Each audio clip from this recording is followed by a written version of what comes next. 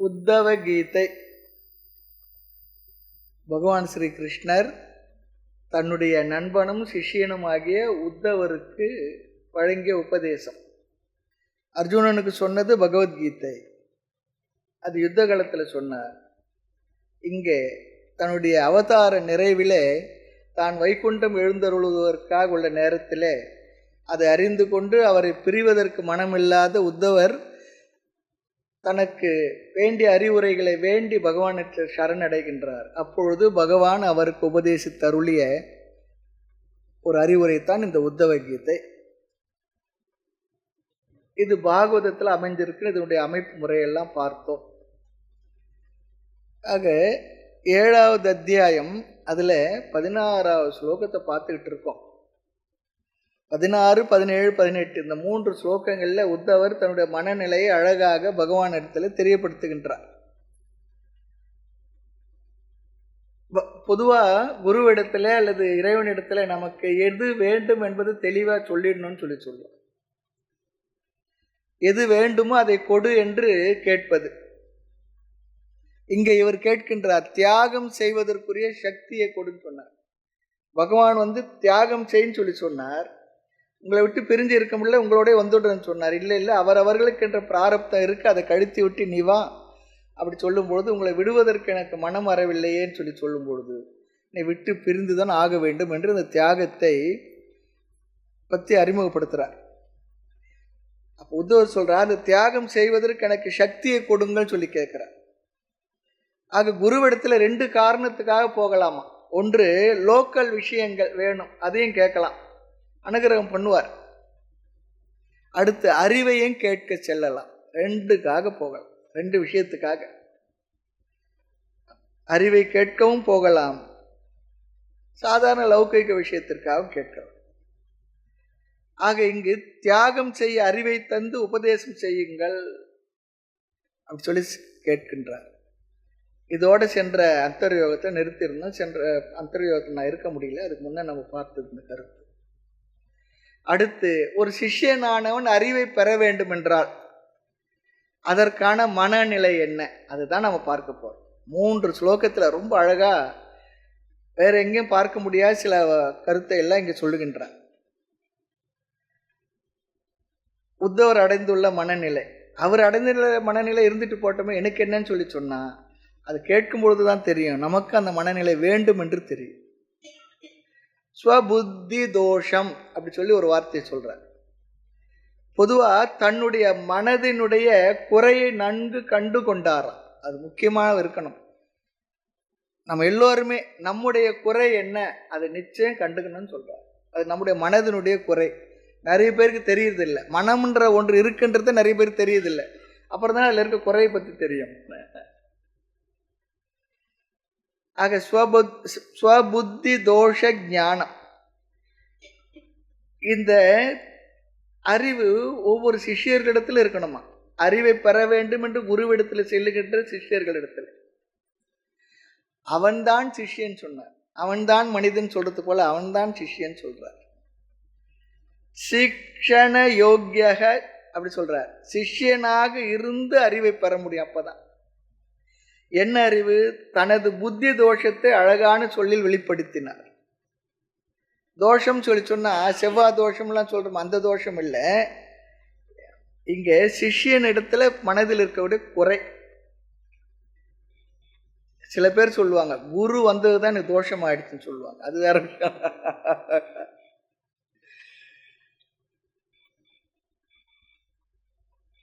பொதுவாக நம்முடைய குறையை நாம் தெரிந்து வைத்திருப்பது ரொம்ப ரொம்ப கடினம். தெரிந்தாலும் கூட அது நம்மளால் ஏற்றுக்க முடியறதில்லை, அதை கண்டுக்கிறதும் இல்லை. பொதுவாக நம்ம மற்றவங்களுடைய குறையைத்தான் தெரிஞ்சு வச்சிருப்போமே தவிர சொல்லுவோமே தவிர நம்முடைய குறையை தெரிந்து வைத்திருப்பதில்லை. அப்படியே நம்முடைய குறையை பிறர் நம்மோடு பழகும் பொழுது எடுத்து சொன்னாலும் கூட அவங்கள நம்ம என்கரேஜ் பண்ணுறதில்லை, அல்லது அவங்களுடைய உறவை என்ன பண்ணுறோம், பார்க்கறதே கட் பண்ணிக்குவோம். அதெல்லாம் இருக்கு நம்ம இடத்துல. பொதுவாக சொல்லுவோம், நம்முடைய மனது அவரவருடைய மனது எப்போ அவரவர்களுக்கு அறிமுகமான தியான காலத்தில் தான் சொல்லுவோம். இந்த கருத்தெல்லாம் இங்கே நம்ம பார்க்கணும். வெளியிலேயே புலன்கள் இந்திரியங்கள் சுற்றி கொண்டிருக்கும்போது நம்முடைய மனதை நம்ம ஃபோக்கஸ் பண்ணி பார்க்கறது இல்லை. தியான காலத்தில் தனியாக அமர்ந்து கண்களை மூடி அமரும் பொழுது தான் நம்முடைய மனமே நமக்கு அறிமுகமாகின்றது. ரொம்ப நாள் பூட்டி வச்சிருந்த பெட்டியை ஏதோ காரணத்துக்காக திறக்கும் பொழுது அது உள்ள என்னென்ன இருக்குன்னு தெரியும். அது போல அது தாத்தா காலத்து அதுக்கு முன்னே இருக்க பெட்டி இருந்ததுன்னா அது ரொம்ப நாளாக 2 தலைமுறையாக பார்க்கல, இப்போ தான் பார்க்குற வாய்ப்பு கிடைச்சி திறந்து பார்க்க என்ன இருக்குமோ உள்ள. அது போல் நம்முடைய மனதும் பூட்டி வைக்கப்பட்ட பெட்டியை போல இருக்கு. அது தியான காலத்தில் தான் நமக்கு அறிமுகம் ஆகும்னு சொல்லி பார்க்குறோம். அப்போ தான் அதுள்ள என்னென்ன இருக்குன்னு தெரியும். நல்லதும் இருக்கலாம், அல்லது உள்ளுக்குள்ளே வேற என்னென்னவோ இருக்கலாம். பாம்பு, தேள், நெட்டுவாக்கிளி, செய்யாம், பூரான் எல்லாம் உள்ள இருக்கு. அப்படின்னா என்ன? அப்படிப்பட்ட எண்ணங்கள் சிந்தனைகள் எல்லாம் நமக்கு அது அறிமுகமாகும். அப்போதான் தெரியும் நான் இப்படிப்பட்டவனா சொல்லி தெரியும். அப்படி அறிமுகமாகும் பொழுது ஒரு பெயின் கூட நம்ம மனசுக்கு வரும். எப்படிப்பட்ட மனசு எனக்கு இருக்கு. ஆக நாம் பொதுவாக மற்றவர்களுடைய தோஷத்தை தான் தெளிவாக கண்டுபிடிச்சு சொல்லுவோம். ஆனால் நம்முடைய பலகீனம் நமக்கு தெரிவதில்லை. மற்றவர்கள் தெளிவாக நம்மிடத்தில் சொல்லி விடுவார்கள். காரணம், நம்முடைய மனது எப்பவும் சப்ஜெக்டாகவே இருக்கின்றது. அது சப்ஜெக்டாக வச்சிருக்கோம், அது ஆப்ஜெக்டாக பார்க்கறதே இல்லை. ஆனால் தியான காலத்தில் அது ஆப்ஜெக்டாக பார்க்குறோம். நம்ம மனதையே நாம் பார்த்து அமர்ந்து இருக்கக்கூடிய ஒரு டெக்னிக்கும் இருக்குது, சொல்லி கொடுப்பாங்க. ஆக நம்முடைய மனதை மைண்ட் ஆப்ஜெக்ட் ஆக்கணும்னு சொல்கிறார். நம்முடைய புத்தியுள்ள தோஷத்தை நாம் முதலில் கண்டு கொள்ள வேண்டும் சொல்கிறார். அதற்கு நம்முடைய மனது அந்தர்முகமாக வேண்டும். இப்போ பகிர்முகமாக இருக்கின்ற அந்தர் யோகம்னு சொல்கிறோம். என்ன அர்த்தம்? நம்மையே நாம் அறிமுகப்படுத்தி கொள்வதற்காக செய்கின்ற பயிற்சி, அகமுகமாக செல்கின்ற பயிற்சி.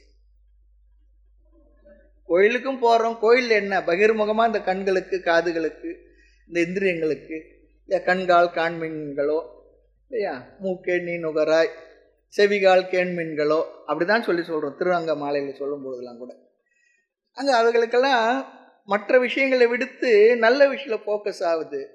அது மட்டும் இல்லை, பொதுவாக சொல்லுவாங்க கோயிலுக்கு போனால் என்ன சொல்லுவாங்க, கொஞ்சம் அமர்ந்து கண்ணை மூடி அப்புறம் எந்திரிச்சுவாங்க, அல்லது கோயிலுக்கு போனால் உட்காந்து எந்திரிச்சுவாங்கன்னு சொல்கிறாங்க. நமக்கு என்ன நேரமாக இருக்குது? கோயிலுக்கு வரும்பொழுது இல்லாத அவசரம் வந்துடும். அடுத்து கோயிலுக்கு வந்து பூஜையெல்லாம் அமைதியாக உட்காந்துருவோம். பிரசாதம் கொடுக்கும்போது தான் இல்லாத அவசரம் வந்துடும். எல்லாம் அவங்கவுங்க அப்படி போய் ஒருத்தர் தலையில் ஒருத்தர் கையை நீட்டி அர்ச்சகர் கொடுக்குற தீர்த்தம் இன்னொருத்தர் தலையில் கொட்டி, அவர் கொடுக்குற விபூதி இன்னொருத்தர் தலையில் கொட்டி, அங்கே ஒன்றும் நம்ம பொறுமையே இருக்கிறது இல்லை. ஆனால் வேற எங்கெங்கேயோ பொறுமையாக கியூவில் கால் கடுக்க நிற்போம். ஆக நம்முடைய மனது அந்தர்முகமாக இருக்கு, ஆக வேண்டும். இப்போ பகிர்முகமாக இருக்கு, வெளியிலேயே சுற்றிக்கிட்டு இருக்குன்னு சொல்கிறார். நம்ம பிள்ளைங்கள்லாம், பேர பிள்ளைங்கள்லாம் லீவில் வந்ததுன்னா, அல்லது குழந்தைங்களுக்குலாம் லீவ் விட்டு என்ன, ஏன்னா வெளியே தான் சுற்றிக்கிட்டு இருக்கும். சாப்பாடு நேரத்தை கூட வர, அது போல் மனசு எப்போ பார்த்தாலும் வெளியவே சுற்றிக்கிட்டு இருக்கும். இந்த வெளியில் செல்வதை நிறுத்தி நம்மையே நாம் பார்க்க வேண்டும் சொல்லி சொல்கிறார். இதெல்லாம் சென்ற அந்தர்யோகத்தில் இந்த வகுப்பில் நான் பார்த்த கருத்து.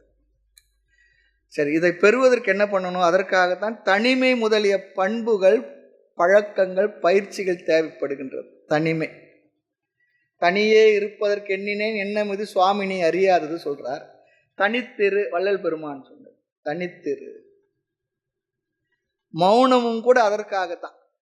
மௌனமா இருக்கு, பேசிக்கொண்டே இருந்தா வேற ஏதோ கவனம் இருக்கும். மௌனமா இருந்தோம்னா தான் நமக்கு கொஞ்சம் அறிமுகம் கிடைக்கும். நமக்கு நாம் அறிமுகமாகின்ற இடம். இவரை தெரியுமா அவரை தெரியுமான்னு சொல்லி நம்ம கேட்குறோம். நான் முதல் கேட்கணும், உன்னுடைய மனசு உனக்கு தெரியுமான்னு கேட்கணும். ஆக தனிமையில் இருக்கும்பொழுது மனதிற்கு ஒரு ஆக்குபேஷனும் இல்லை, விஷயம் இல்லை. சுற்றி முற்றி பார்த்துட்டு பிற்பாடு என்னென்னா நம்ம தான் நாம் பார்த்துக்கணும், அவ்வளவுதான். அப்போ நம்மை அறியாமலேயே நம்மிடத்திலேயே நம்முடைய மனது வந்துவிடும் சொல்றார். அதுபோல சைலன்ஸ் கூட, அமைதி கூட அப்படிதான். சைலன்ஸாக இருக்கும்பொழுது எவ்வளோ நேரம் தான் பேசிக்கிட்டே இருப்போம், கேட்டுக்கிட்டே இருப்போம், எல்லா எந்திரிங்க வெளியே போயிட்டு இருக்கு. சைலன்ஸாக இருக்கும்பொழுது மௌனம், தனிமை, பேசாமல் இருப்பது, அதெல்லாம் என்ன, நம்மை அந்தர்முகப்படுத்துவதற்கான அழகான சாதனங்கள். அப்பொழுது நம்முடைய புத்தியில் உள்ள தோஷத்தை நமக்கு அது காட்டி கொடுக்கும். ரொம்ப முக்கியம். ஆக இங்கு உத்தவரும் கூட தன்னுடைய புத்தியில் உள்ள குறைகள், தோஷம்னா வேற எதுவும் நினைச்சுக்காதங்க, குறைகள், ஆமா, அதை இங்கு கண்டு அதை வெளிப்படுத்துகின்றார், வெளிப்படையா சொல்றார். இப்படிப்பட்ட குறைகளுடன் கூடிய புத்தியை உடையவனாக இருக்கின்றேன், இந்த புத்தியில் இருக்கின்ற தோஷத்தை எல்லாம் நீக்கி எனக்கு நீங்கள் அருள வேண்டும். இது சொல்றார் ஆன்மீக வாழ்க்கையில் இது பிகினிங் ஸ்டேஜ். நம்முடைய மனதையே நாம் பார்த்து அதில் உள்ள குறைகளை தெரிந்து கொள்வது ஆரம்பப்படிதான் சொல்றார். ஆனா பொதுவா என்ன ஆகுன்னா, அந்த குறைகள் ஸ்பெசிஃபிக்கா என்ன குறைன்னு தெரியாது. பொதுவா என் மனசுல என்ன இடத்துல ஏதோ குறை இருக்கு. குடும்பங்களில் கூட பார்க்கலாம், நிறைய பேர் கடைசியா புரிஞ்சுக்குவாங்க, எல்லாம் விவகாரம் ஆன பிற்பாடு என்ன இடத்துல என்ன குறை இருக்கு, அதனால தான் அப்படி. ஆனா குறைகள் தெரிஞ்ச பொழுது பரிகாரம் தேடுவதற்கு வாய்ப்பே இல்லாமல் சென்றது, அப்படியும் இருக்கு. ஆக என்ன குறை ஸ்பெசிஃபிக்கா தெரியாது, ஆனா பொதுவா குறை இருக்குன்றது மட்டும் தெரிஞ்சாலே அது ஒரு நல்ல ஒரு படி, அது ஒரு நல்ல ஒரு ஸ்டேஜ். அது நமக்கு சில நேரம் சொல்லும், எனக்கு உடம்பு சரியில்லை, உடம்பு என்னவோ பண்றது, என்ன பண்றதுன்னு தெரியல, என்னவோ பண்றது அப்படி சொல்லுவோம் பாருங்க, அது போல. ஆக புத்தியில் தோஷம் இருக்கின்றது என்று மட்டும் சொல்லுகின்றார். எப்படிப்பட்ட தோஷம் அதையும் சொல்லிடுறார். என்ன தெரியுங்களா? மோகம் சொல்றார். மோகம் சொல்லி சொன்னா மதி மயக்கம், மயக்கம் ரொம்ப அழகா சொல்றார். மோகம், அந்த மோகத்துக்குள்ள என்ன இருக்கான்னா அது இன்னும் தெளிவா சொல்றார். மூடமதிகி, என்னுடைய புத்திக்குள்ள மூடத்தன்மை வந்து விட்டது, முட்டாள்தனம் வந்துன்னு சொல்றார். வேற ஒன்றும் இல்லை. சாஸ்திரமானது அல்லது பகவான் கொஞ்சம் சிஷ்யனை மற்றவங்களை திட்டணும்னு சொல்லி சொன்னா அதிகமாக உபயோகப்படுத்துகின்ற கடினமான சொல் சமூடன் சொல்லிடுவார்.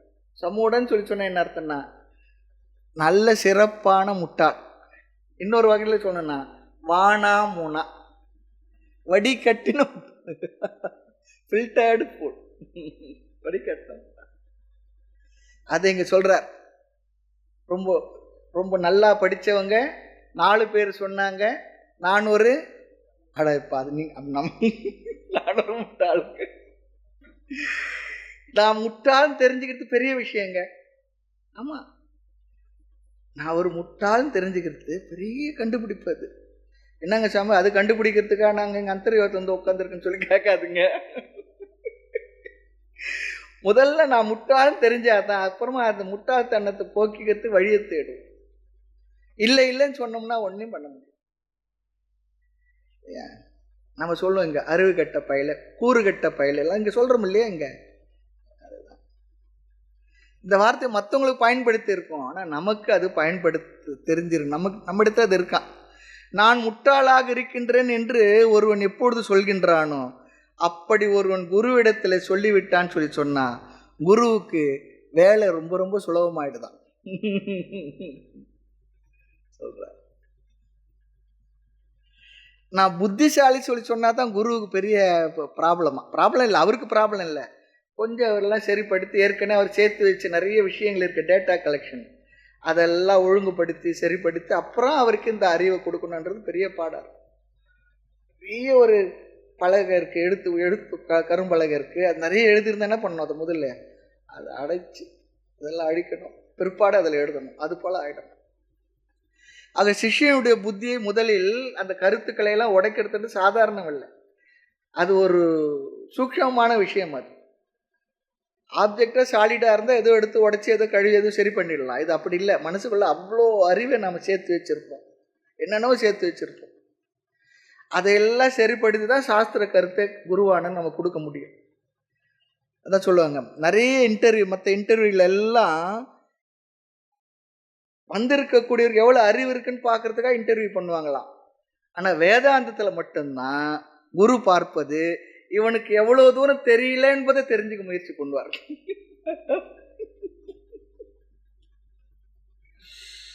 அவர் தெரிஞ்சுக்குவார்.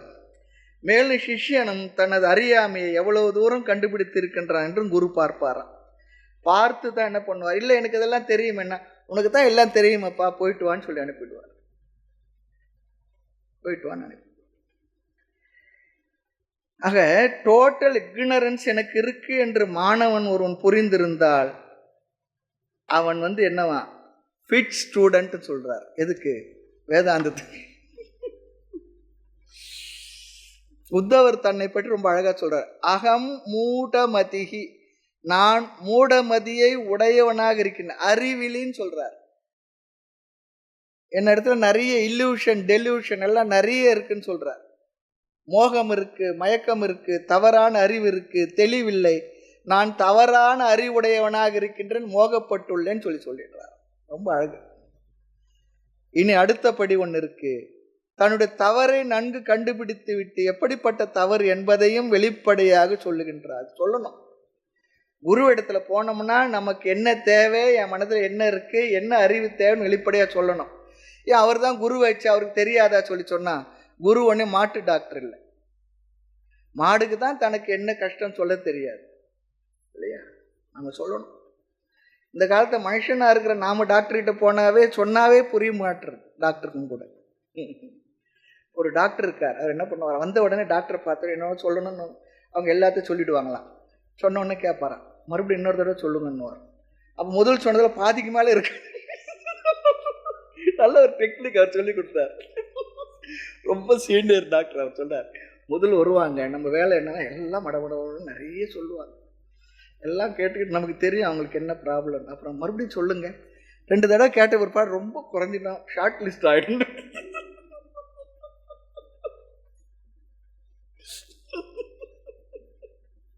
நல்ல டெக்னிக் அவர் கைடு. ஆகினால இங்க என்னிடத்துல என்ன குறை இருக்கு, இப்படிப்பட்ட நான், குறைவுடைய நான், இங்க நான் சொல்றதுல ஒரு அகங்காரம் வெளிப்படுத்தி சொல்றார். நான் சொல்றதுல தான் தெரியும், அவங்க சொல்ற முறையிலே தெரியும். ஒரு குருவிடத்துல ஒரு சிஷ்யர் போனார். ஆணவ மலம் எப்படி இருக்கன்னார், உன்னை போல இருக்குன்னு சொன்னார். அவர் நின்று கேட்டதை அப்படி கேட்டிருக்கிறார். பணிந்தும் கேட்டும் பணிவிடை செய்து அதனை நீ தெரிந்து கொள் சொன்னார். ஆனா இவர் போய் நின்னவொடனே இப்படி பார்த்து சொன்ன உடனே உன்னை போல இருக்குன்னு சொன்னார். ஆகவே நான் எப்படி இருக்கேன்னு சொன்னா, அனாத்மாவான பொய்யான இந்த உடலில் நான் எனது என்கின்ற புத்தியை உடையவனாக இருக்கின்ற. இப்பதான் விஷயத்துக்கே வர்றார். மற்ற பொருளெல்லாம் நான் என்னன்னு நினைச்சுக்கிட்டு இருந்தேன், இந்த உடலை நான் என்று நினைத்து கொண்டுள்ளேன். அதுதான் பெரிய கண்டுபிடிப்புன்னு சொல்றார். இது பெரிய கண்டுபிடிப்பு. பாதி வேலை இவரே செய்துட்டாராம். குரு இடத்துல போய் அவர் செய்ய வேண்டிய வேலை பாதி வேலை சிஷ்யனை செய்துட்டார் சொல்லி சொல்றார். இந்த அனாத்மாவான உடலில் நான் என்கின்ற என்னுடைய புத்தி மயக்கத்துடன் இருக்கின்றது. சரி, இந்த உடலில் நான் என்ற எண்ணம் இருக்கு. இந்த உடலோடு சம்பந்தப்பட்ட பொருள்களில் என்னுடையது என்ற எண்ணம் இருக்கு. அதான் பாருங்க, என்னுடையது. இது கேட்டால் என்ன சொல்லணும், இந்த கிளிப் யாருது, நோட்டு யாருது, அது யாரு, என்ன எது சொன்னால் அதெல்லாம் என்னுடைய சொல்லுவோம். அதெல்லாம் என்னுடையதுன்னு சொல்கிறோம். என்னுடையது நிச்சயமாக நான் இல்லை. ஆனால் இந்த உடல் இடத்துல வரும்பொழுது மட்டும் நான் சொல்லுவேன். அது மயக்கம் சொல்றார். ஆனால் இந்த மயக்கம் ரொம்ப கொஞ்சமா இருக்கா, லிட்டிலா இருக்கா, ரொம்ப ஸ்ட்ராங்கா இருக்கா சொல்லி கேட்டா ரொம்ப ஸ்ட்ராங்கா இருக்குன்னு சொல்றார். ரொம்ப பலமா இருக்கு, மிக மிக உறுதியா இருக்குன்னு சொல்றார். ஆகவே நான் என்ன பண்றேன், இந்த அறியாமையில், இந்த உடலை நான் என்று கருதுகின்ற இந்த மயக்கத்தில் அப்படியே மூழ்கியுள்ளேன், ஊறி கொண்டிருக்கிறேன்னு சொல்றார். ஊறுகாய் எப்படி ஊறி இருக்குமோ அது போல நான் இதுல ஊறி இருக்கிறேன்னு சொல்றார். இந்த உடலை நான் என்பதில் அவ்வளோ ஒரு பலம் இருக்குன்றார். இதெல்லாம் சாதாரணமான கோயிலுக்கு வரோம், பூஜைக்கு வரோம், அப்படி உள்ள ஆன்மீகத்தில் இருக்கிறவங்களுக்கு இந்த விஷயங்கள்லாம் தெரியறதில்லை. அப்படிலாம் வந்து முறையை நம்ம ஏதோ கொஞ்சம் புண்ணியம் பண்ணியிருந்தா இப்படிலாம் இடத்துக்கு வந்தோம்னா சாஸ்திர விஷயத்தை கேட்கும் பொழுது தான் இது ஒரு பெரிய படியாக நமக்கு தோன்றுகின்றது. அதுவே பெரிய கஷ்டம்தான். இப்போ இந்த உடலை நான் சொல்லாத வேற என்ன சொல்லுவேன்? அப்படிதானே சொல்லணும், வேற மாதிரி சொல்ல முடியும். ஆக சிஷ்யனுடைய முதல் லட்சணம் என்ன? தன்னுடைய புத்தியில் உள்ள குறையை கண்டுபிடித்தல். அதுவும் என்ன குறையா, எந்த அளவு குறை இருக்கின்றது என்பதை கண்டுபிடிச்சிருக்கணுமா. ஏதோ கொஞ்சம் தாங்க குறை இருக்கு, பரவாயில்ல, இல்லை ரொம்ப அதிகமாக இருக்கு, பலமாக இருக்கு, அதிலே மூழ்கி இருக்கேன், ஊறி இருக்கின்றேன். இதுதான் இந்த முதல் பகுதியில் நம்ம பார்க்கக்கூடிய கருத்து இந்த 16வது ஸ்லோகத்தில். அகம் மமயிதி மூடமதிகி, தன்னுடைய மனதை விளக்குகின்ற இடம் இது. தன்னுடைய மூடத்தனத்தை ரொம்ப அழகா வெளிப்படையா சொல்றார். ஆமா, நான் என்பதை ஆத்மாவிடத்துல வைத்தால் அது ஞானம், நான் என்பதை உடல் இடத்துல வைத்தால் அது மயக்கம். நான் எப்படி வச்சிருக்கேன்? அனாத்மாவான இந்த உடலில் தான் நான் என்ற புத்தியை ரொம்ப பலமா வச்சிருக்கேன்னு சொல்றார். ஆத்மனி ஷரீரே, இந்த உடலில், இந்த ஸ்தூல உடலில் அகம் மம மூடமதிகி, நான் எனது என்ற அந்த மூடமதியுடன் அதிலேயே உறுதியான எண்ணம் உடையவனாக இருக்கின்றேன். ரொம்ப அழகா சொல்ற. அடுத்து, இந்த சரீரம் எப்படிப்பட்டதா, எப்படி செய்யப்பட்டது என்றால், உங்களுடைய மாயையினால் இந்த உடலானது எனக்கு வழங்கப்பட்டுள்ளது, விரச்சித உருவாக்கப்பட்டுள்ளது. சரீரம் அதனால வந்தது, தத்துவ போதெல்லாம் நம்ம படிச்சிருந்தோம்னு தெரியும். இந்த மாயையினாலே, இந்த பிரகிருதினாலே 5 பஞ்சபூதங்கள், பஞ்சபூதங்களால் இந்த உடல் மனம் எல்லாம் உருவாயிட்டுனாலும் நம்ம படிச்சிருப்போம். அதெல்லாம் மைண்டில் வச்சுக்கிட்டு கேட்டோம்னா இந்த வார்த்தைகளை அர்த்தம் புரியும். நான் எனது என்கின்ற எண்ணமானது இந்த உடலில் இருக்கின்றது. ஆக இந்த சரீரத்தை நான் என்று நினைக்கின்றேன். அதுவும் எப்படி நினைக்கிறேன்னா, விகாடக, மூழ்கி உள்ளேன்னு சொல்றார். நான் அதிலேயே மூழ்கிட்டேன்னு சொல்லி சொல்றேன். இந்த சரீரத்தில் நான் மூழ்கி விட்டேன். எதனால்? அடுத்த ஒரு வார்த்தையை சொல்லிட்டார், அறியாமையினால். நான் எது என்ற அறிவு இல்லாததனால், அறியாமையினால் நான் இந்த உடலை நானாக கருதி அதிலே மூழ்கி இருக்கின்றேன்னு சொல்லி சொல்றேன். உடலை நான் நினைச்சிட்டேன். உங்களால் உருவாக்கப்பட்ட இந்த உடலில் நான் எனது என்கின்ற புத்தியை உடையவனாக அறியாமையில் மூழ்கி விட்டேன்னு சொல்றார். அழகா சொல்றார் குரு இடத்துல, பகவான் கிருஷ்ணர் இடத்துல உத்தவர் சொல்றார், அகம் மம இதி, உங்களுடைய மாயா சக்தியினால் உருவாக்கப்பட்ட சரீரத்தில் நான் அதிலே மூழ்கி விட்டேன். சரி, நான் இந்த உடல்ல இருக்கேன், இந்த நான் என்ற அபிமானம் உடல்ல இருக்கும். நம்ம போனை கொஞ்சம் சுவிட்ச் ஆஃப் பண்ணிடுங்க, சைலன்ஸ்ல போடும். இப்படி இந்த உடல்ல மட்டும் நான் அப்படி இல்லை, இந்த உடலுடன் சேர்ந்து இருக்கக்கூடிய உலகியல் பொருள்கள் இருக்க எத்தனையோ, மனிதர்கள், உறவுகள், சூழ்நிலைகள், அதிலெல்லாம் எப்படிப்பட்ட எண்ணம் இருக்கு என்றால் என்னுடையது. என்னுடைய உறவினர், என்னுடைய அம்மா அப்பா, சுவாமி அதெல்லாம் இருக்கக்கூடாதுன்னா, அதெல்லாம் இருக்கத்தான் இருக்கும், ஆனால் புரிஞ்சு இருக்கணும்னு சொல்லி சொல்கிறது தான் இங்கே உபதேசம். என்னுடைய வீடு, என்னுடைய காரு, என்னுடைய நாய், நல்ல காலம் நானே நாயின்னு சொல்லலை, என்னுடைய. ஆக இந்த நான் என்னுடையது என்பது உடலுடன் நிற்காமல் நிறைய இடங்களில் அப்படியே எக்ஸ்டென்ஷன் ஆகிட்டே இருக்கான். அது என்னுடையது. இதுலேயே பாருங்க, டாக்டர் இடத்துல போயிருப்போம், டாக்டர் இடத்துல போயிட்டு எவ்வளோ நேரம் வெயிட் பண்ணிட்டு இருப்போம். டாக்டர் நான் ஒரு அரை மணி நேரத்துக்கு மேலே வெயிட் பண்ணுன்னு சொல்லுவோம். அப்புறம் என்னங்க உங்களுக்குன்னா, என்னுடைய உடம்பு சரியில்லைன்னு சொல்லுவோம். நான் சரியில்லைன்னு அவர்கிட்ட போய் சொல்ல மாட்டோம். நான் சரியில்லைன்னு சொன்னால் அப்படி இப்படி பார்த்துட்டு ரெஃபர் பண்ணி வேற யாருக்குன்னா அனுப்பிடுவார். ஆமாம், அந்த வார்த்தையிலேயே என்னுடையது சொல்லும்பொழுது நான் இல்லை தானே, என்னுடைய உடம்புன்னு சொல்லும்போது அதில் ஒரு அர்த்தம் இருக்கு, அது நான் இல்லை. என்னுடையது என்னிலிருந்து வேறு ஆனது தான். அப்ப என்னுடைய உடம்பு சரியில்லை என்னும் பொழுது அப்ப என்னுடையன்னு சொல்றானே அவன், அவர் யாரு? சாதாரண வழங்குறது தான் இந்த வார்த்தைகள்லாம் உபயோகப்படுத்தும்.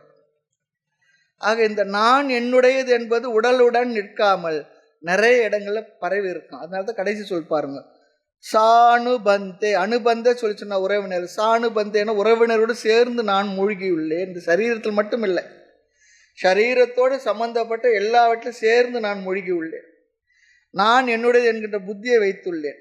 நான் என்னுடையது என்பது உடலில் மட்டுமல்ல, மற்றவற்றிலும் வைத்துள்ளேன், அதிலேயே மூழ்கி இருக்கிறேன்னு சொல்லி சொல்றார்.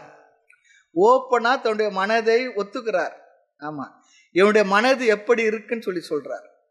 பற்றும் ஒழியில, இந்த மாயா மயக்கமும் கொஞ்சமும் ஒழியில.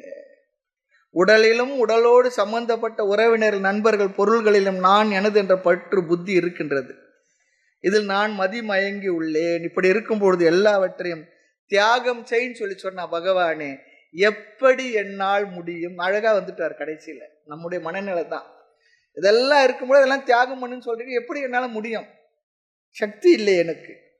இந்த பற்று அவருக்கு மட்டுமானா நம்ம எல்லாருக்குமே இருக்கு. ஆனால் இது தெரிந்து கொண்டால்தான் சிஷ்யனாக அல்லது அறிவை பெறுகின்ற லட்சணத்தை நாம் அடைகின்றோம் சொல்லி சொல்றார். இது சிஷ்ய லட்சணம். தெரிஞ்சுக்காதவரை அவருக்கு சிஷ்யன் இல்லையா. சரி, இப்படி தெரிஞ்சுக்கிட்டானா அவன் சம்சாரியான சிஷ்யனா முக்தனான சிஷ்யனானா? சம்சாரியான சிஷ்யன் தான். தெரிஞ்சிருக்கிறான், அவ்வளோதான். ஆக பதில் சிஷ்யனும் சம்சாரி தான், மற்றவர்களை போல. ஆனால் 2 பேருக்குள்ள வித்தியாசம் என்னன்னா, நான் சம்சாரி என்று சிஷ்யனாக இருக்கவன் தெரிஞ்சிருக்கிறான், மற்றவர்களுக்கு அதுவும் தெரியவில்லை. அவ்வளோதான் வித்தியாசம், வேற ஒன்றும் இல்லை.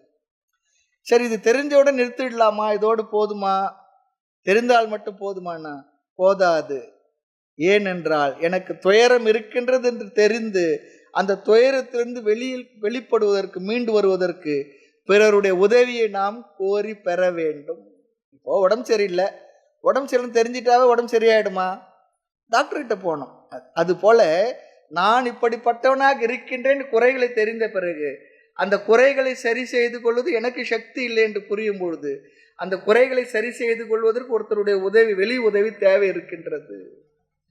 அதையும் உணரணும். அடுத்தபடி சிஷ்யனுக்கு குறையை தெரியணும், அந்த குறையிலிருந்து வெளிப்படணும்னு சொல்லி முயற்சி பண்ணணும். அந்த குறையிலிருந்து வெளிப்படுவதற்கு இன்னொருத்தர் உதவி தேவை என்று புரிய வேண்டும். புரிஞ்சதுன்னா அந்த உதவி செய்பவர் பேர் தான் என்ன? குரு. ஐ ஆம் ஹெல்ப்லெஸ்ன்னு புரியணுமா? அதுவே புரியறதில்லை நிறைய பேர். அப்பதான் சரணடைய முடியும், இல்லைன்னா முடியாது. சாணுபந்தே ரொம்ப அழகா சொல்ற. ஆக இங்க சிஷ்யன் என்ன புரிஞ்சிருக்கணும்? என்னை சுற்றி என்னெல்லாம் இருக்கோ அது எல்லாமே எனக்கு துயரத்தை தருவதாகத்தான் இருக்கின்றது. அப்படி என்று அந்த துயரத்தை அவன் ஃபீல் பண்ணணுமா? ஆனா என்ன பண்றாராம் பகவான்? அடிக்கடி இந்த துயரத்தை ஃபீல் பண்ணும் பொழுது பெயின் கில்லர் போல சந்தோஷத்தை கொடுத்துட்றாரு. அதனால அதெல்லாம் மறந்து போகும். அதெல்லாம் மறந்து. சரி, உதவியை ஒருத்தர் நாடுறார். அப்படி உதவியை நாடுறது ஒரு பெரிய ஸ்டெப்புன்னு சொல்கிறார். முதல்ல நான் என்னத்தில் குறை இருக்குன்னு கண்டுபிடிக்கிறது ஒரு ஸ்டெப்பு. அந்த குறையிலேருந்து வெளியே வரணும்னு நினைக்கிறது அடுத்த ஸ்டெப்பு. அந்த குறையிலேருந்து வெளியே வருவதற்கு ஒருத்தருடைய உதவி தேவை என்பது அடுத்த படி.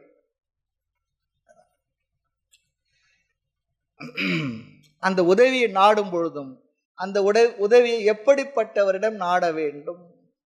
உடம்பு சரியில்லைன்னு தெரியுது, நல்ல டாக்டர்னு சொல்றது இல்லை, அதில் கூட பாருங்க, நல்ல டாக்டர்கிட்ட போகணும். நல்ல டாக்டர்கிட்ட போகணும். இந்த சுவாமிங்க விஷயத்தில் கூட என்ன சொல்கிறோம்? நல்ல சாதுப்பா. சாதுன்னா நல்லவர் தான் அர்த்தம். நல்ல சாது அப்படி அட்ஜெக்டிவ் போட வேண்டியதா இருக்கு. அது போலங்க ஒரு நல்ல டாக்டர் சொல்கிறது போல் ஒருத்தர் இடத்துல போய் நம்ம உதவி கேட்கணும். ஆனால் அந்த உதவி கேட்போரும் சரியானவராக இருக்கணும். அதையும் உத்தவர் ரொம்ப குறிப்பாக அழகாக சொல்கிறார். அதுதான் இந்த இன்னைக்கு வகுப்பில் குறிப்பாக நம்ம தெரிஞ்சுக்க வேண்டிய விஷயம். நம்மை நாம் எப்படிப்பட்டவர் இடத்துல ஹேண்ட் ஓவர் பண்ணணும், ஒப்படைக்கணும். ரொம்ப முக்கியம். அதை குறிப்பாக இங்கே சொல்கிறார். குருவிடம் சென்று எனக்கு நல்லது செய்யுங்கள், எனக்கு மோட்சத்தை தாருங்கள் சொல்லி கேட்கணும். இவர் எதை நல்லதுன்னு நினைக்கிறார், எதை மோட்சம் நினைக்கிறாருன்றது குருவுக்கும் தெரியணும். அவருக்கு அது தெரியும். இவர் எதை நல்லதுன்னு கேட்குறாரு தெரியலையே. ஒருத்தர் நல்லதுன்னு சொல்லி இன்னொருத்தர் நல்லதாக இருக்காது. வீட்டு தேவைக்காக சொல்கிறாரா, அலுவலக தேவைக்காக சொல்கிறாரா, வேறு என்ன தேவைக்காக வந்திருக்கிறா தெரிஞ்சுக்கிட்டு தானே அவர் சொல்லணும். அதையும் ஸ்பெசிஃபிக்காக நம்ம சொல்லணும் அவர் இடத்துல. அதுக்கு ஒருத்தர் சொன்னார், இனிப்பு கடைக்கு போயிட்டோம், ஸ்வீட் கடைக்கு போயிட்டோம், ஸ்வீட் கொடுங்கன்னு சொல்லி கேட்டால் அவர் என்ன சொல்லுவார்? என்ன ஸ்வீட்டு வேணும் சொல்லுங்க. லட்டு வேணுமா, ஜிலேபி வேணுமா, இல்லையா பாதுஷா வேணுமா, என்ன இல்லை ஸ்வீட் கொடுங்கன்னு சொல்லி சொன்னான் இல்லையா? அவருக்கு என்ன தேவை என்பது தெரியணும். சிஷ்யனானும் குரு இடத்துல சென்று எனக்கு என்ன தேவை, என் மனசில் எப்படிப்பட்ட சூழ்நிலை இருக்கு, நீங்கள் அதை எப்படி எனக்கு சரிப்படுத்தி கொடுக்க முடியும் அப்படி சொல்லி கேட்கணும் இல்லையா? அப்படி உத்தவர் என்ன தேவை என்பது அழகாக இங்கே சொல்லுகின்றார். அந்த உதவியை கேட்பதே அது வெளிப்படுத்துகிற சிஷ்யனுடைய லட்சணத்தை காட்டி விடுமா. கேட்கும்பொழுது குறிப்பாக கேட்பது ஒரு லட்சணம். ஆரம்பத்தை தெரியாமல் இருக்கலாம், ஏதோ ஒன்று போய் ஏதோ அப்படி இருக்கு இப்படி இருக்கு ஏதோ இருக்கு ஏதோ கொடுங்க அப்படி சொல்லி கேட்கலாம். ஆமாம் இல்லையா? அப்படி கேட்குற இடத்துல அப்படி நமக்கு புண்ணியம் இருந்ததுன்னா குருவே அவனுடைய வார்த்தைகளை பார்த்து சரிப்படுத்தி அவனுக்கு இதுதான் தேவை என்பது புரிந்து கொண்டு அவனை செய்து கொடுத்துடுவார் இல்லையா? ஆக சரியான கேள்வியை கேட்பது, சரியான நம்முடைய மனதை வெளிப்படுத்துவது ஒரு முக்கியமான சிஷ்யனுடைய லட்சணம். சரி, இப்படி கேட்கறதுக்கு பதிலாக ஏதோ சில புத்தகங்கள் இருக்கு, அந்த புத்தகங்கள் இடத்துல நான் படித்து தெரிஞ்சுக்கிறேன், நான் யாரிடம் போய் கேட்க மாட்டேன், எதையும் நான் படித்தே தெரிந்து கொள்வேன் சொல்லுவார். இங்க கேட்கறது முக்கியத்துவம் தராமல் படிக்க முக்கியத்துவம் தருவதே கூட அது நம்முடைய அகங்காரத்தை காட்டுகின்றது. சரணடையாது, நம்முடைய ஈகோ சரணடையாது தான் இது காரணம் சொல்லிடுறார். புக்கு எப்படின்னா, புக்கில் நல்ல விஷயம் சொல்லியிருக்கு, வாஸ்தவம் தான்.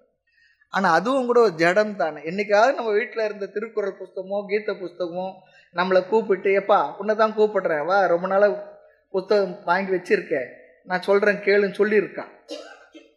தாத்தா காலத்தில் நம்ம வீட்டில் புஸ்தகம் இருந்தேன், என்னைக்காவது புஸ்தகம் கூப்பிட்டு பேசியிருக்கா இல்லையே. ஆக உயிருள்ள ஒரு இடத்துல நம்முடைய நாம் சென்று கேட்பதற்கு நம்முடைய அகங்காரம் சரண்டர் ஆகிருக்கணும். அவர் என்ன பெருசு, அவர் இடத்துல நான் என்ன கேட்கறது, அவரும் மனுஷன்தான் நினைச்சோம்னா ஒண்ணும் இல்லை. எல்லாரும் மனுஷன்தான். எனக்கு தெரியாதா, நானே தெரிஞ்சுக்கோ படிச்சு சொல்லி நினைக்கிறது தவறு. ஆகவே ஒருத்தர் இடத்துல சென்று எனக்கு இது தெரியவில்லை, எனக்கு நீங்கள் சொல்லி கொடுங்கன்னு சொல்லி கேட்கறது பெரிய விஷயம். அது நிறைய பேருக்கு அது முடியறது இல்லை. சிஷ்யனுக்கு முடியும், சிஷ்யனா இருக்கிற அது அவன் தான் சிஷ்யன். இல்லை என்றால் என்ன ஆகும், நம்முடைய வயது, படிப்பு, மற்ற விஷயங்கள், சமுதாய அந்தஸ்து, அதெல்லாம் அந்த ஸ்டேட்டஸ்லாம் என்ன பண்ணோம், ஒருத்தர் இடத்துல போய் ஒன்று கேட்கறதுக்கு ரொம்ப யோசிப்போம். சொல்லுவாங்க, ஒரு கிராமமாக, அந்த கிராமத்தில் அவர் தான் பெரிய நிலைச்சுவாந்தார். அவர் அந்த ஊரில் ஒரு குடிசையில் வாழக்கூடிய ஒரு தமிழ் ஆசிரியர். அவர் இடத்துல அடிக்கடி அவரே போவாராம். அப்போ எல்லாம் சொல்லுவாங்க, இவர் எதுக்காக அவர் இடத்துல போகிறார், அவர் குடிசையில் சாதாரணமாக இருக்கிறார், ஏதோ தமிழ் பாட்டெல்லாம் சொல்லிட்டு உட்காந்துக்கிட்டு இருக்கார், எதுக்காக போகிறாருன்னு மற்றவங்களுக்கு தெரியல. ஆனால் அவருக்கு புரிஞ்சிருக்கு, நம்முடைய செல்வம் மற்றது அந்தஸ்துலாம் பெரிய விஷயம் இல்லை, அவர் இடத்துல நாலேஜ் இருக்குது, அதுக்காக அவர் போகிறார். அதெல்லாம் கிராமங்களில் பார்க்கலாம், சாதாரண பார்க்கலாம். இதுக்கெல்லாம் பெரிய விஷயமே தேவையில்லை. நிறைய பேருக்கு அந்த ஈகோ அதெல்லாம் இருக்கு. நான் என்னத்தை அவர்கிட்ட போய் பெருசாக கேட்டேன், அவர் என்னத்தை பெருசாக சொல்கிறேன், அவர் என்ன பெரிய இவரா, அவரெல்லாம் கேட்கறதுக்கு மனசு வர்றது இல்லையா. அதனால தான் சில பேர் படித்து கொண்டிரு, யாருக்கும் கேட்காது அப்படின்னு சில பேர் உபதேசம் பண்ணுறாங்க இல்லையா. இதுவே ஒரு விதமான ஈகோ தான், நீ படிச்சுக்கோ யாருக்கும் போய் கேட்காதுன்னு சொல்கிறது. இங்கே ஒரு தவறு இருக்குது, அது அவங்களுக்கே தெரியல. அப்படி நினைக்கிறவங்களுக்கு எதோ ஒன்று படித்தாலும் எனக்கு எந்த அறிவு இருக்கோ, எந்த அளவிற்கு அறிவு இருக்கோ அந்த அளவிற்குத்தான் அந்த நூலினுடைய கருத்தை நாம் புரிந்து கொள்ள முடியும். அந்த அறிவுடைய அளவுக்கு தான் புரிஞ்சுக்கும், அதுக்கு மேலே போய் புரியாது நமக்கு. அதுக்கு மேலே அதனுள்ள உட்கருத்தை புரிந்து கொள்ள வேண்டும் என்றால் அதற்கு மேல் அறிவுடைய பெரியவர்களால் தான் நம்ம படித்து சொல்லிக் கொடுக்க முடியும். அப்படின்னா புத்தகத்தை பார்த்தா நான் தெரிஞ்சுக்கணும். கல்லூரிலாம் எதுக்கு, சாதாரண அறிவு சொல்கிறோம். கல்லூரி பள்ளிக்கூடங்கள்லாம் எதுக்கு இருக்கு? அதனால அந்த நமக்கு என்ன அறிவு இருக்கு அந்த அளவுக்கு தான் நாம் படிக்கிற நூலில் இருக்க கருத்தை நாம் புரிஞ்சுக்கும், அதுக்கு மேலே போக. ஆக இங்கு கேட்டல் என்பது சிஷ்யனுடைய அடுத்த லட்சணம். அதையும் தெளிவாக கேட்கிறார். நான் மூடமதியுடன் இருக்கின்றேன், அறியாமையினாலும் மோகத்தினாலும் அதிலே ஆழ்ந்து அமிழ்ந்துள்ளேன், வீழ்ந்து கிடக்கின்றேன். ஆக உங்களுடைய மாயா சக்தியினால் உருவான உடலிலும் உலகில் உள்ள பொருள்களிலும் மூழ்கியுள்ளேன், பற்றுடையனாக இருக்கின்றேன். ஆகவே எனக்கு நீங்கள் எதை அருள வேண்டும்? ரொம்ப அழகா சொல்றார். கிருஷ்ண பகவானான உங்களால் உபதேசிக்கப்பட்ட அந்த தியாகத்தை, உங்களால் உபதேசிக்கப்பட வேண்டிய அல்லது ஏற்கனவே உபதேசித்த அந்த தியாகத்தை பற்றிய கருத்துக்களை எனக்கு எடுத்து வழங்குங்கள். ரொம்ப அழகா சொல்றார். அதை நான் அடைவேனாக, நன்கு அடைவேனாக, அதை அடைந்து நானும் சாதிப்பேனாக சொல்லி ரொம்ப அழகா பகவான் இறைவா என்று அழைத்து பகவான் இடத்துல விண்ணப்பம் செய்கின்றார். உங்களுடைய சேவகனாகி சிஷ்யனாகி எனக்கு அனுசாதி, ரொம்ப அழகான வார்த்தை, உபதேசம் செய்யுங்கள், டீச் மீன்னு சொல்றார். எனக்கு பாடம் நடத்துங்கள், சொல்லிக் கொடுங்க. உங்களால் உபதேசிக்கப்பட்ட அந்த தியாகத்தை, மோட்சத்தை, மனநிறைவை எனக்கு எவ்விதம் என்னால் அடைய முடியுமோ அவ்விதம் அடைவதற்கு அனுசாதி, எனக்கு உபதேசம் செய்யுங்கள். நான் உங்கள் சேவகன் அல்லது சிஷ்யன். தீனனாக இருக்கக்கூடிய சம்சாரியாக உள்ள எனக்கு நீங்கள் உபதேசம் செய்ய வேண்டும், உபதேசம் செய்து என்னை காப்பாற்றுங்கள் சொல்றார். அனுசாதி சொல்லி சொன்னால் நான் கதியற்றவனாக இருக்கின்றேன், எனக்கு உபதேசம் செய்யுங்கள். எதற்கு? கீதையில் கூட அர்ஜுனன் பகவான் தான் சொல்றான், சாத்திமாம் சிஷ்யஸ்தியகம் பிரபன்னம், உங்களை நான் சரணடைந்தவனாக இருக்கின்றேன்னு சொல்றேன். இங்க அனுஷாதி சொல்றாங்க, சாத்திமாம் சொல்லி எதற்கு உங்களை சரணடைந்திருக்கிறேன்? நீங்கள் கூறிய அந்த தியாகத்தை நான் அடைவதற்கு, அந்த அறிவை பெறுவதற்கு, அறிவை பெற்று தியாகம் செய்வதற்கு எனக்கு உபதேசியுங்கள்.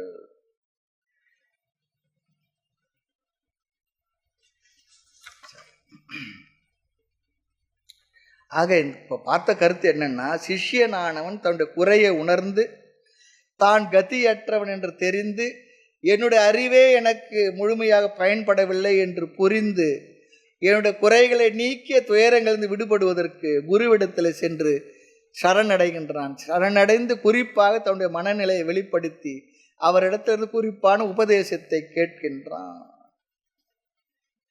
அடுத்து 17வது ஸ்லோகத்தில், இந்த ஸ்லோகத்தில் உத்தவர் கிருஷ்ண பகவானிடத்தில் தன்னிடத்தில் இருக்கிற ஸ்ரத்தையை வெளிப்படுத்துகின்றார். இதுவும் சிஷ்யனுக்கு இருக்க வேண்டிய அடுத்த லட்சணம். தன்னுடைய புத்தியுடைய குறையை கண்டுபிடிக்கணும், புத்தி தோஷம். அடுத்து அகங்காரத்தை, கர்வத்தை விடணும். பிறகு ஸ்ரத்தை வர வேண்டும். அந்த ஸ்ரத்தை வெளிப்படுத்த, ஸ்ரத்தை என்ன தெரிஞ்சுக்கிங்க, யார் இடத்துல சென்று உபதேசத்தை கேட்கின்றோமோ அவர் மீது நமக்கு நம்பிக்கை இருக்கணும்.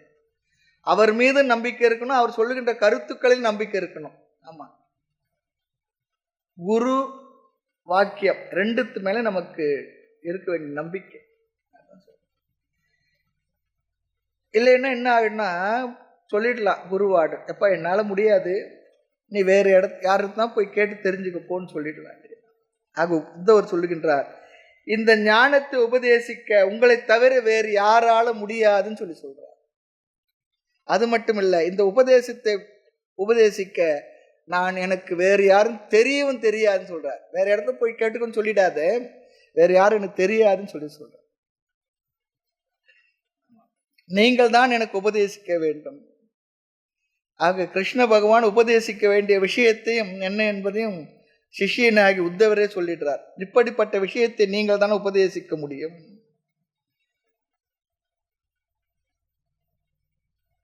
அதாவது என்ன சப்ஜெக்ட் மேட்டரோ அதையும் சொல்லிடுறார், அதையும் உங்களிடத்தான் கேட்க விரும்புகின்ற என்பதை 2 விஷயத்தை இந்த ஸ்லோகத்தை சொல்லிடுறார். அதனால தான் குருவுக்கு பேரு சத்குருன்னு சொல்றோம். குருவுக்கு பேரு சத்குருன்னு சொல்லுவாங்க. சத்குரு சொன்னா 2 அர்த்தம் இருக்கு சொல்லுவாங்க தமாஷா. அதை சத்குருன்ற வார்த்தை சரியா போடணும். SAT போட்ட சேட் குருவா, SAD போட்ட சேட் குருவாயிடும். SAT சத்குரு சொல்லி போடணும்னு சொல்லுவாங்க. ஆக சத் என்றால் என்றைக்கும் உள்ள பிரம்மத்தை பற்றி போதிக்கின்ற குரு, அப்படி ஒரு அர்த்தம். சத்தை என்றைக்கும் உள்ள பிரம்மத்தை பற்றிய போதனை செய்கின்ற குரு. சத் பிரம்மணக போதக. எத்தனையோ குருமார் உலகத்தில் இருக்காங்க, எல்லாரும் குரு தான். எந்த அறிவை அடைந்தாலும் அந்த அறிவை கொடுப்பவர் குரு தான். அது நல்ல விஷயமோ கெட்ட விஷயமோ அது விஷயம் வேற.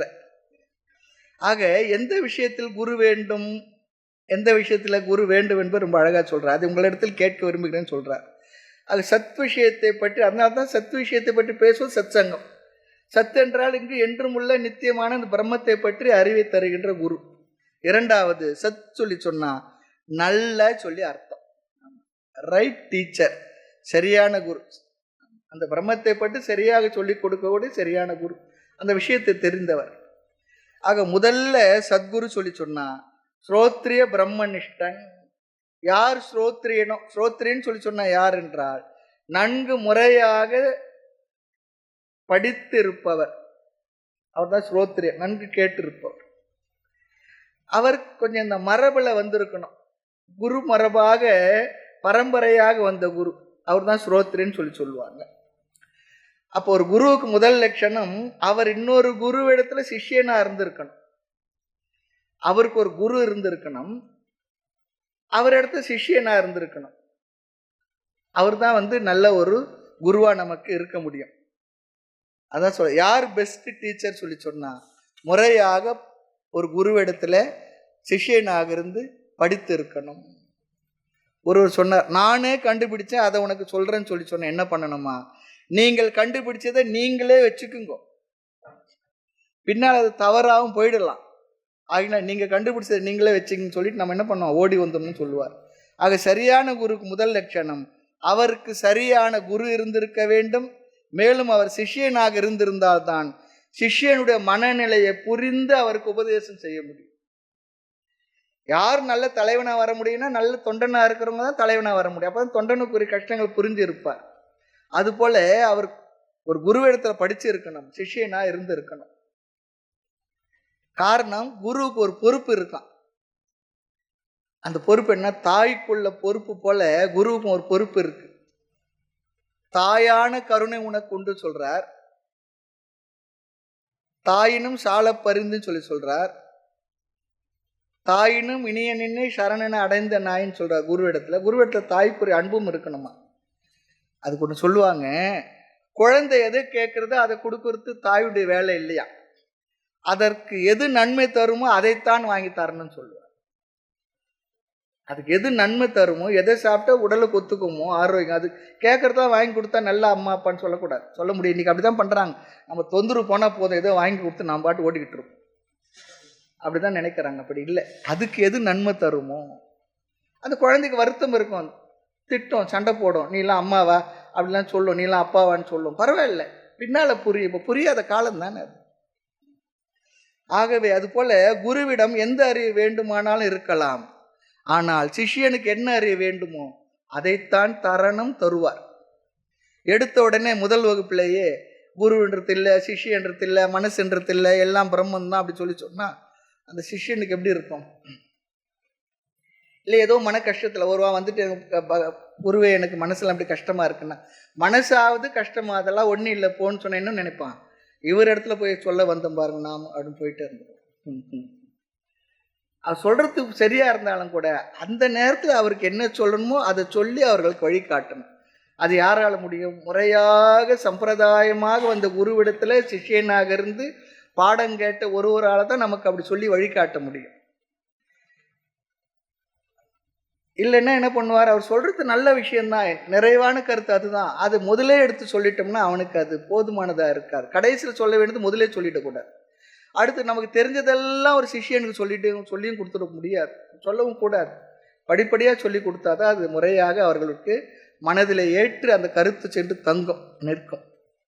எப்போ சொல்லணுமோ அப்போதான் சொல்லணும்.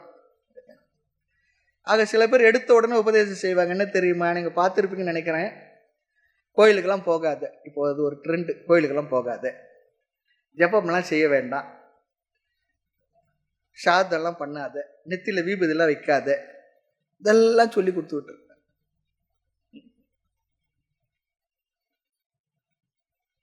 அப்படி சொன்ன என்ன ஆயிடும்னா உள்ளதும் போயிடும். ரொம்ப நல்லதா போச்சு, அவர் சொல்லிட்டாரு. அவர் சொல்லிட்டு போயிடுவார். நம்ம மனசு நமக்கு தானே தெரியும், பெரியவங்க தெரியாத இந்த ஏற்பாடெல்லாம் செய்து வச்சிருக்காங்க. ஆக என்ன உணவை எப்போ கொடுக்கணுமோ அந்த நேரத்தில் கொடுத்தாதான் அது நல்லா இருக்கும், ஆரோக்கியத்துக்கு. அது போல சிஷ்யனுடைய மனநிலையை அறிந்து தான் ஒரு குருவானவர் உபதேசம் செய்யணும். சில நேரம் சில சிஷ்யர்கள்லாம் சில பூஜை முதலெல்லாம் செய்துக்கிட்டு இருப்பாங்க, சில நம்பிக்கைகள்லாம் அவர்களுக்கு இருந்து கொண்டிருக்கும். அதெல்லாம் இப்போ செய்யாதுன்னு சொன்ன என்ன ஆகும்? அதெல்லாம் விட்டுட்டோம்னா ஒரு கில்ட்டி ஃபீலிங் தான் வந்துடும். ஐயோ அதெல்லாம் செய்யாத, நம்ம இங்கே வந்துட்டோமே. அப்போ குரு என்ன சொல்லணும்? ஆமாப்பா அதெல்லாம் விடலாம், இப்போ இல்லை, அதெல்லாம் செய்த பலன் தான் நீ வேதாந்த வகுப்புக்கு வந்து உட்காந்துருக்கிற, பிற்பாடு அது தானே விடுபடும், அது வரல அது செய்ய விடாதுன்னு தான் ஒரு நல்ல முறையான குருவாக இருக்க முடியும். ஆக சத்குரு சொன்னால் சிஷ்யனுடைய மனநிலை அறிந்து வழிகாட்டும் குரு, அதுதான் அர்த்தம். அது ஸ்ரோத்ரினியாக இருந்தால்தான், ஸ்ரோத்ரின்னு சொன்னால் முறையாக குருவிடத்துல படித்து இருந்தால்தான், அவரால் தான் அந்தந்த படிநிலைகளை அப்பொழுதுக்கு அப்போது அந்த சிஷ்யனுக்கு என்ன தேவையோ சாதன நிலைகளை அழகாக படிப்படியாக சொல்லி கொடுத்து மேலே கொண்டு வர முடியும். அடுத்து பிரம்மனிஷ்டனாக இருந்தார்னு வச்சுக்கோமே, ஸ்ரோத்ரியம் பிரம்மனிஷ்டம் ச குருமேவாபிகச்சேத்.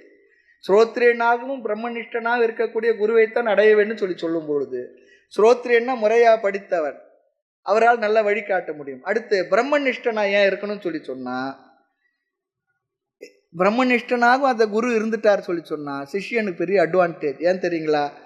அந்த ஸ்ரோத்ரியனாக இருந்து என்னவெல்லாம் ஒரு குரு சொல்லி கொடுத்தாரோ அந்த ஞான பலனையெல்லாம் அந்த பிரம்மனிஷ்டனான அந்த குருவிடத்துல அவன் பார்ப்பான்.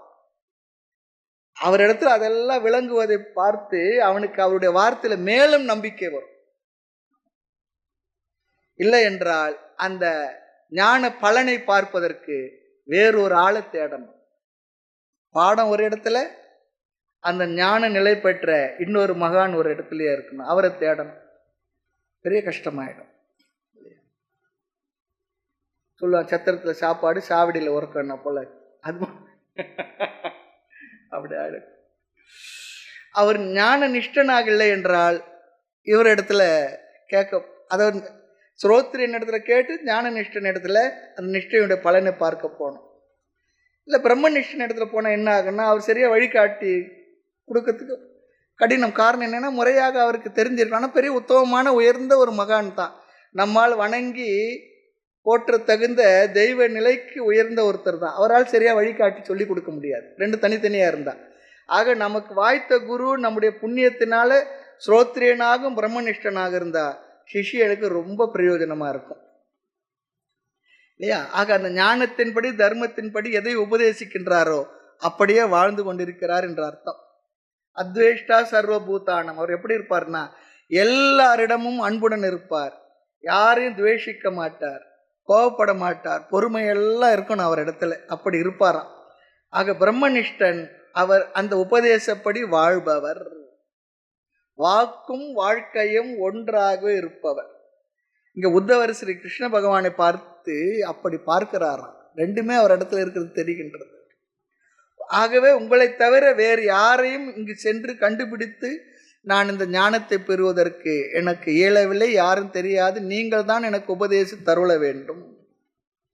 ஒருபடி மேலேயே போய் சொல்றார், எனக்கு தேவலோகம் சென்றாலும் கூட அங்கும் கூட உங்களைப் போல ஆள் கிடைப்பார்களா என்று எனக்கு தெரியாது. கிடைக்க மாட்டார் சொல்லிட்டு, தெரியாது இல்லை, கிடைக்க மாட்டார்கள். இப்படி சொல்வதன் மூலமாக தன்னுடைய ஸ்ரத்தையை தான் பகவான் இடத்துல வச்சிருக்கிற அந்த நம்பிக்கையை நன்கு வெளிப்படுத்துகின்றார் சொல்றார். ஆக பகவான் இடத்துல பக்தி ஸ்ரத்தையை இங்கு வெளிப்படுத்துகின்ற இடம் இது. அதனால தான் சொல்லுவார், ஸ்ரத்தையோட லட்சணம் என்னன்னா, குரு வேதாந்த வாக்கியேஷு விஸ்வாசக.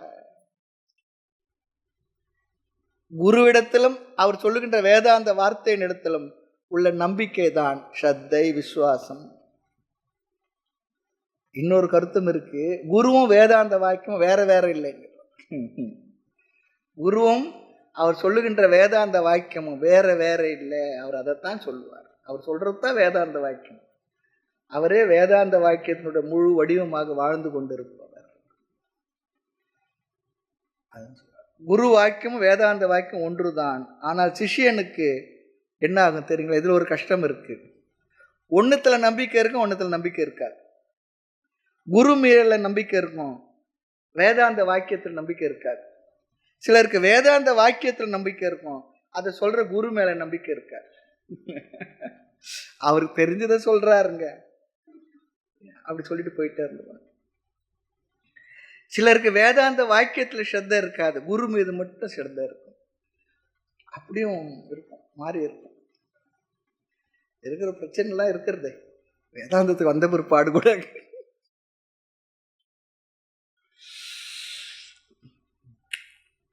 ஆக நமக்கு அப்படி ஒரு ஸ்ரோத்ரியனாகவும் பிரம்மனிஷ்டனாகவும் ஒரு குரு கிடைக்கிறது இருக்க, அது பெரிய பல ஜென்ம சுக்குர்த் புண்ணியம் செய்திருந்தா தான் நமக்கு அப்படி கிடைப்பார். சில நேரம் நம்ம அருகிலேயே பக்கத்திலேயே இருப்பார், அவர் மேலே நமக்கு விசுவாசம் வர்றார், நம்பிக்கை வர்றார். அவரும் நம்ம ஒரு மனுஷன் தானே, சாப்பிட்றாரு, தூங்குறாரு, எந்திரிக்கிறாரு, என்ன இப்போ ரெண்டுத்துல நம்பிக்கை இருக்குன்னு சொல்லி சொல்றாங்க. ஆக சாஸ்திரத்தின் மீது நம்பிக்கை வேண்டும், குருவின் மீது நம்பிக்கை இருக்க வேண்டும். அதையும் இங்க இவர் வெளிப்படுத்துகின்றாராம். ரொம்ப அழகா சொல்றார் இந்த ஸ்லோகத்துல, அழகான வார்த்தையில. நான் ஸ்லோக புஸ்தகம் உங்களுக்கு கொடுக்க முடியல, புஸ்தகம் அவைலபிளா இல்லை.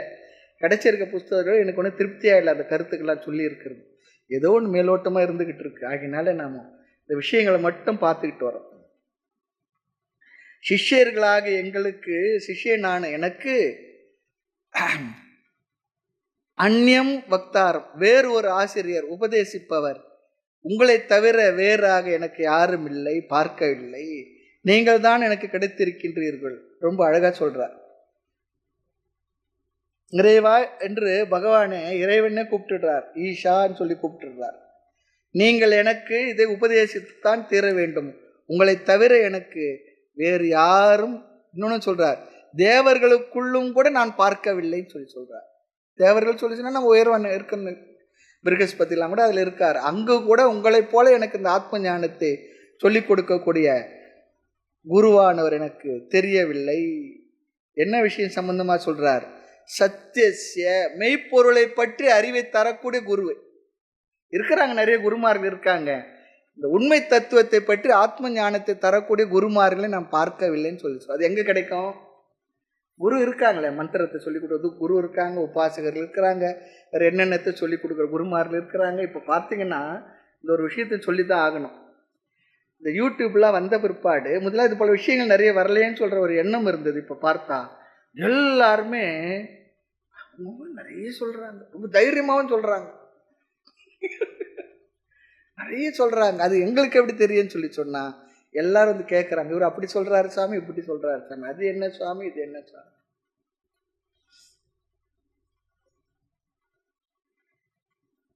அது நிறைய இருக்கு. அதுல இருந்தெல்லாம் மீண்டு வரணுன்றது பெரிய விஷயம்தான். ஆக பிரம்மத்துக்கு இவர் தருகின்ற முதல் லட்சணம் இங்க சத்தியம், அந்த உண்மை பொருள், அந்த உண்மை தத்துவத்தை உங்களை தவிர தேவர்களுக்குள்ளும் கூட எனக்கு உபதேசிக்க தகுந்தவர் யார் என்பது எனக்கு தெரியவில்லை, இல்லைன்னு சொல்றார். சத்தியசிய, இந்த சத்திய அந்த சொரூபத்தை லட்சணத்தை சொல்லிக் கொடுப்பவர்கள் வேறு யாரும் இல்லை. ஸ்வதிருஷக, திருக்கென்றால் சைத்தன்ய சொரூபம். ஸ்வதிருக் சொன்னா சுயமாக, இயற்கையாக, சுயம் ஜோதியாக, தானாக ஒளிர்ந்து கொண்டுள்ள இந்த ஆத்ம ஞானத்தை தத்துவத்தை உபதேசிக்க கூடியவர் வேறு யாரும் ஒருவரை நான் காணவில்லைன்னு சொல்றார். தானே தானே எங்கும் நிறைந்திருக்கக்கூடிய தத்துவத்தை சொல்றார். அடுத்தது ஆத்மாவாக சைத்தன்ய ஸ்வரூபமாக சத்திய ஸ்வரூபமாக இருக்கக்கூடிய தத்துவத்தை உபதேசிக்க உங்களை தவிர வேறு ஒரு குருவையும் பார்க்கவில்லை.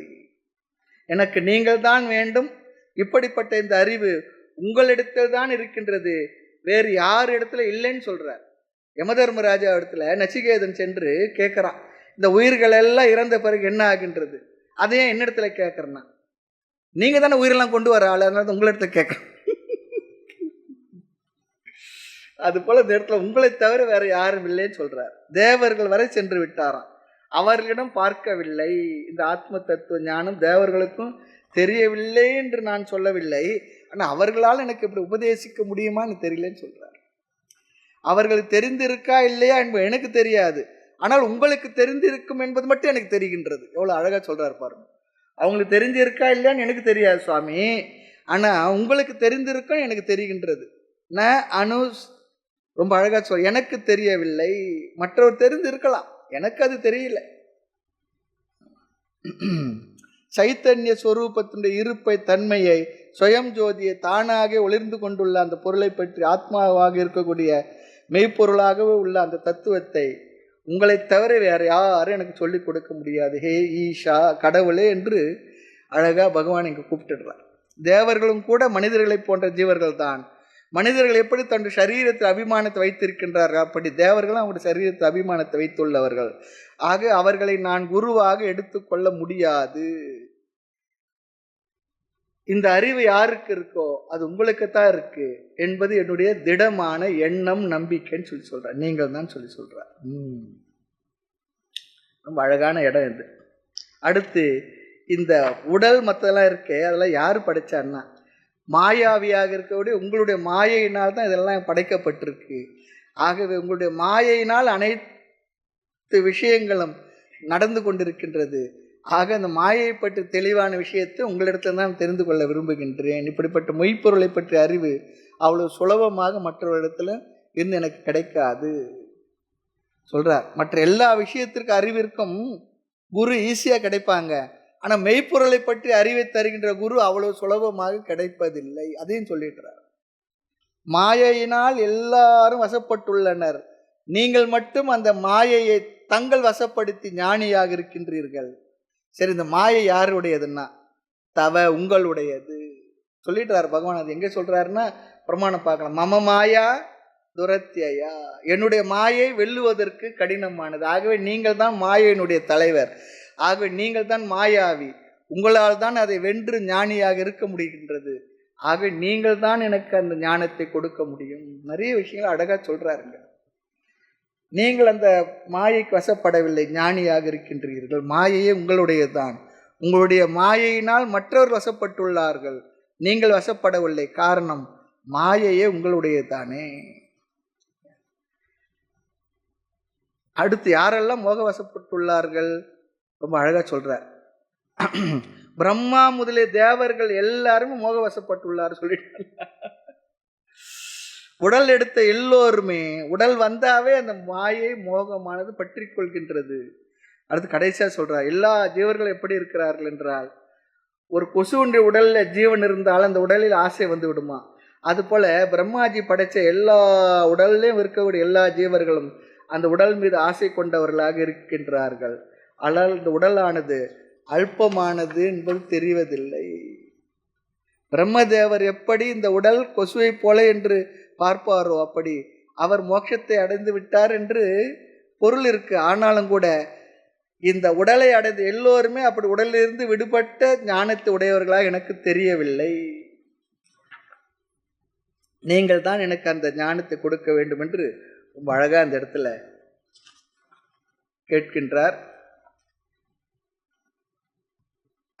மூர்த்தி எல்லாம் வாழி, எங்கள் மௌன குரு வாழி, அருள் வார்த்தை என்றும் வாழி, அன்பர் வாழி பராபரமே.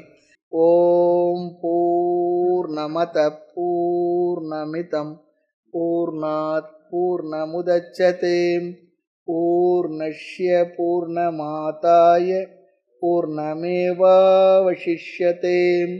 ஓம் சாந்தி சாந்தி சாந்தி. ஹரிஹி ஓம். ஸ்ரீ குருப்யோ நமः. ஹரிஹி ஓம்.